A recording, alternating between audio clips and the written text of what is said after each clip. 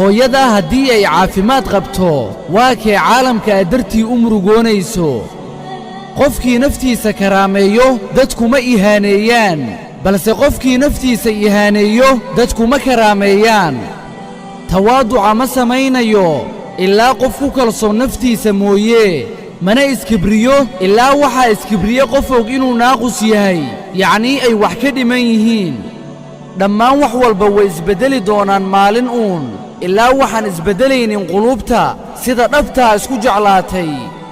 mararka qaarkood waajibkuguma ahan inaad dhegaysato dadka cudurdaarkooda maxaa yeelay ficladooda ayaa sheegay xaqiiqadoo idil haddii aad tahay qof xun waxaa ku jeclaanaya 10 haddaadse tahay qof wanaagsan waxaa ku dhaawacaya 1 taasi waa dabeecadda nolosha ha u oggolaanin qof inuu kuu sheego inaadan ka xaqiijin karin wixii aad doonto qofkaasi qofkuu doono ha ahaadee ha ka dhegaysan ra'yigiisa nafsadaada iyo shakhsiyaddaada ka aaminsanow mid wax qabsan kara oo karti leh si aynan waxna kuu dhaawicin noloshani